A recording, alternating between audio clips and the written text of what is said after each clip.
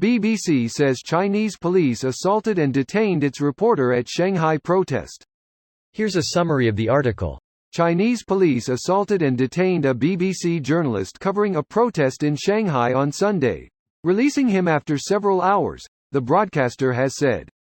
The BBC is extremely concerned about the treatment of our journalist Ed Lawrence, who was arrested and handcuffed while covering the protests in Shanghai, a spokesperson for the British Public Service broadcaster said. Shanghai is one of a number of Chinese cities that have seen protests over stringent COVID restrictions. Footage on social media showed a man whom other journalists identified as Lawrence being arrested by men in police uniforms. The BBC said it had not been given a credible explanation for Lawrence's detention. Lawrence, a senior journalist and camera operator for the BBC's China Bureau, was tweeting from the scene of the protest in Shanghai on Sunday morning UK time. He wrote, "I'm at the scene of last night's extraordinary anti-COVID-0 protest in Shanghai. Many people are gathered here quietly watching. Lots of cops." This post received a score of 11,000, with an upvote ratio of 96%. Here are the top comments in response to this article. Saw video of him being dragged off by Chinese police on public freakout. Pretty fucked up. And the hilarious part is that police later says they are trying to protect him from contacting virus. And then release him. Protect him from contacting virus. It is truly amazing that they can say it publicly with a straight face. Everyone knows that violence is never the answer to contacting a virus. It is the question, and the answer is yes. Relevant XKCD. Breaking news coming in from China. Ed Lawrence, BBC journalist, was not beaten.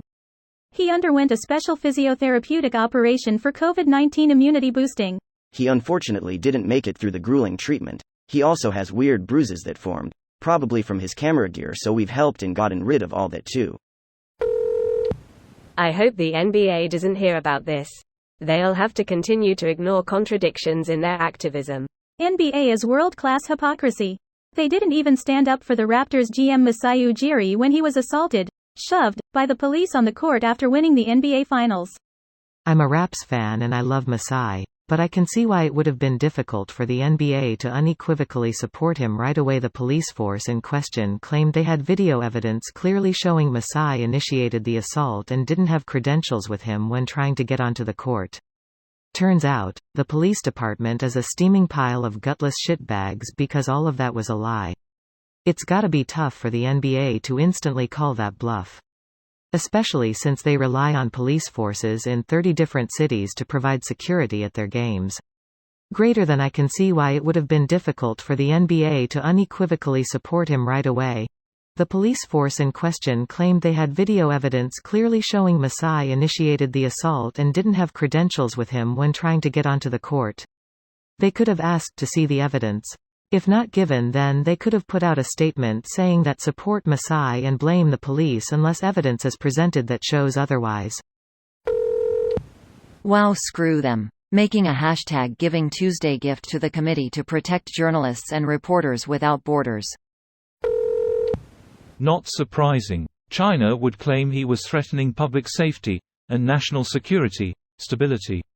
Recall how journalists were handled during the Beijing Olympics.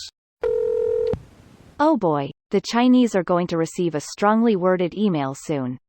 Nope, it'll be mildly worded at best. This video was automatically created by Reddit to speech. The article and comments in this video were selected from Reddit according to their upvotes, and any paraphrasing was performed by smmry.com, without any human intervention.